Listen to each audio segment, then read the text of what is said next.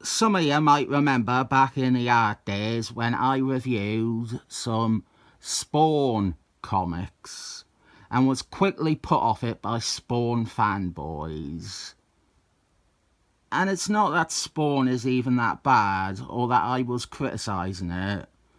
It's that Spawn fanboys are disproportionate morons who drink far too much Monster energy drinks and are always looking for a fight. Spawn fanboys are also Venom fanboys, and they are die-hard Todd McFarlane worshippers. They think that anything short of blowing smoke up Todd McFarlane's arse is incorrect. I don't understand it though. I don't have anywhere near the hostility some people have for the Todds. But that's not good enough. Even this video where I'm going to say some nice stuff about them, it'll still not be good enough. I consider these people to be detritus within the hobby. They also think that Hobgoblin looks a bit gay. They are the same genre of person as the Snyderverse cult members. The people who 5 years later still think the most important thing in life is continuing the Snyderverse. Spider-Man, Hobgoblin, Orphan Child. And now we also have Ghost Driver, Action Jackson. This is Spider-Man issue 7 by Todd McFarlane. And we have a big Battle Royale issue. It is Ghost Driver versus Hobgoblin. That is the centrepiece. This comes not too long after the debut of our all-new, all-different, all-revamped Ghost Driver. They replaced Academy Award winner Nick Cage as Ghost Driver. They did a DC, and they handed the Ghost Driver mantle down to a younger guy. I was going to talk about that, but I remembered I promised to finally address Spider-Man's eyes in this video. It is appropriate to discuss that with this, as Todd McFarlane was the artist primarily responsible for the enlargement of Spider-Man's eyes. As Ghost Driver and Hobgoblin battle, Spider-Man is trying to protect the orphan that Hobgoblin has taken as his disciple. Hobgoblin has also maimed this child. He has scarred their face to make them look like an ugly freak like Hobgoblin does. One of the more memorable action pieces in this issue is this bit where Hobgoblin gets on his glider and flies directly at Ghost Driver, only for Ghost Driver to shatter the glider and deflect Hobgoblin's attempted battery across 2 pages. There's really, and I say this from the bottom of my heart, there isn't much writing going on here, but at the same time, that means there's not as much to pick fault with. It's brainless, it's very dumb, but it's inoffensive. We do get the introduction of, well, the first appearance of a Hellfire glider for a gobbler. This will obviously be later incorporated into Demon Gobbler, as will pretty much everything related to Hobgoblin from this story. To begin discussing Spider-Man and his eyes, I think it will be important to establish who my favourite Spider-Man artist actually is. Now, some people can answer something like that immediately. They can quickly say who they love the most. I can't do that. I struggle with that. I can think of names. Some people enter my head very quickly. But then when I think on it, I realise I don't actually like them that much. Maybe they have drawn a bad story, or perhaps they have become quite fucking bad as they have gotten older. There are a few fallback names, ones you can say to not raise any eyebrows. But they are a bit easy and a bit boring. As answers, I mean. It feels like a cheat. Dittman, Senior, Buscema, brother of Buscema, Andrew Ross, even Albert Savoy is a pretty respectable choice. And I'm not casting judgment on any of them by not announcing straight away they are my favourite one. After loads of thinking though, I came to a conclusion that I am not entirely happy with.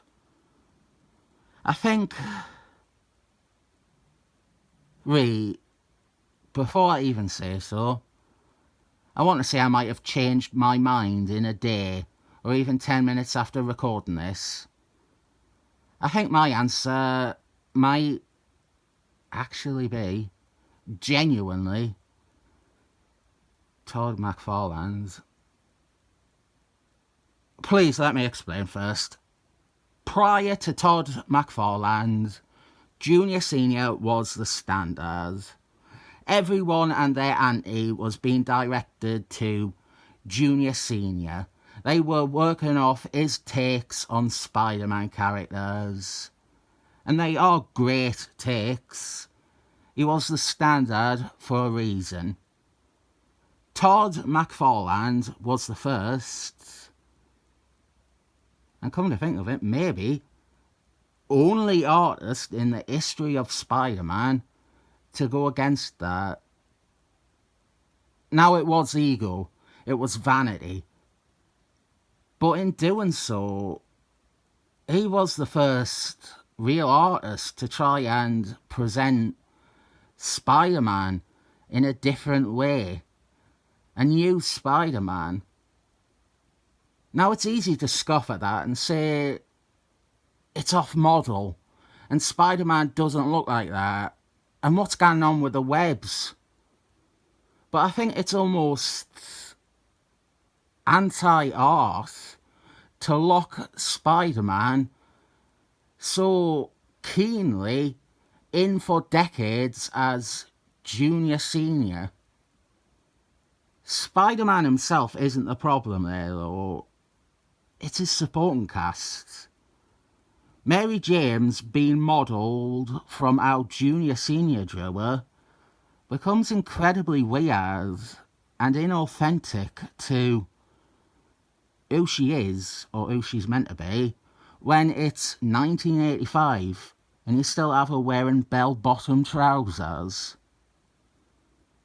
While I don't like how Todd McFarlane draws humans, I respect that he made Mary James dress somewhat contemporary. He also made Mary James more fit the idea of supermodel. Something else I want to quickly say about Todd McFarlane is, of the Iron Age crew, a set of artists I don't really respect that much, Todd McFarlane is the only one whose comics are worth money. His run on Amazing Spider-Man, his Hulk run, the majority of every issue that he drew can still fetch money. Not just the key issues, the first appearances, or the iconic covers. random issues can still be sold for like upwards of a £5 or a £10. That's not true of any of the others. Brie Larson's granddad's Amazing Spider-Man issues are nearly all fodder for back issue bins. Jimmy Lee Excellent Men, you can find those and get them for barely over the original cover price. Robert Liefeld is the closest to having some comparative value, and it is largely only the 2 new Muties issues containing first appearances. This video shouldn't be seen as a glowing endorsement of Todd McFarlane, because it is also not a great story. It is an okay story with not much besides big pictures going for it. But as I said in part 1, this one is tolerable because he's not overreaching too much with it. He can do a team-up story with Ghost Driver. The eyes though, Spider-Man's eyes, I have still not answered, although most of you can assume it is a foregone conclusion now. Here is why though. The small eyes on Spider-Man, for me, have become synonymous with the modern Spider-Man. Ironically, really, the thing that is very specifically from early Spider-Man stories, well, the people who have ran Spider-Man comics since the 2000s, they are stuck in the past, and so they naturally brought back and put a lot of emphasis on the smaller eyes. They don't want Spider-Man to grow up, so they call back to his earliest imagery. Webbed armpits too. And so I've come to actually really hate the smaller eyes. That is a Spider-Man I hate. The modern Spider-Man. The bigger eyes, I suppose, and Todd McFarlane's in general maybe, represent a character and a title actually willing to move on from the nostalgia of the Silver Age. Silver Age Spider-Man is great.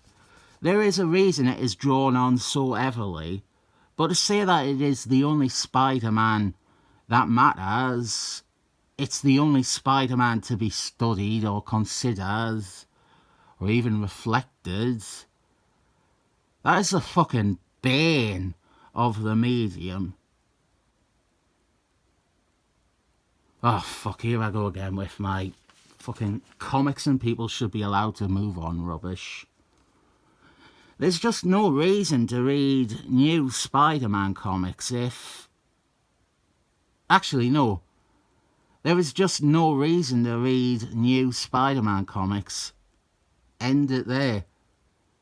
It is the same people who have been trying to write them for 2 decades now. Dan Slott, the Redneck, Joe Casey. You're not seeing people with new ideas for the character. You're seeing people with the same stagnant ideas for the character they have been pushing since the 2000s. I will use this as an excuse to actually reveal who my gut answers were to the topic of favourite Spider-Man artists. Junior is 90s and naughty stuff. I think that is my favourite. Maybe a guilty pleasure, I don't know. The thing that stops me from saying he is my favourite Spider-Man artist is...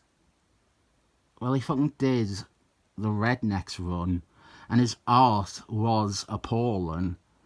And I don't think answering, who is your favourite Spider-Man artist, with a name followed by a giant butt, is a real answer. Jason Byrne was another one, but I've encountered real problems with him lately. The best bit of this story is Spider-Man stopping Ghost Driver from killing Hobgoblin. I am sure you can point out that Ghost Driver's willingness to kill in this isn't quite in character for how he has been written in his solo series, where he is more about punishment than he is death. Weirdly, he didn't use his penis stare in this, but here is a decent shot of Spider-Man with the child he saved. Best Spider-Man artist ever? Debate in the comments below. I won't even argue in his defence, I don't think. I don't know if there's a good Spider-Man artist. They all end up drawing some shit stories in the end. A good example, actually, Martin Bagels. He drew some lovely looking Spider-Mans in the 90s. The eyes were a bit too big, even I'll say that. But then he did even more ultimated Spider-Man, to the point where that is considered his main Spider-Man work now. You cannot say he is your favourite unless it is for ultimated Spider-Man. And I hate his work on that. Not just the writing of it, his work. I think he really started phoning it in on that. He became really bad. Everything started to look really samey. It's not good. Letters page. And the letters pages of this series are notable for the amount of vitriol they have for Todd McFarlane. But this one is mostly positive. And one of them is writing in saying how much they love elf quests, which made me smile and then laugh, because of every book to write into and say you love it as much as you love elf quests. This is one of the funnier choices.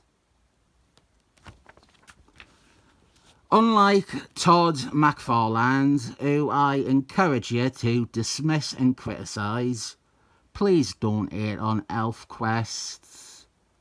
ElfQuest I respect. Never read it, but don't mock ElfQuest.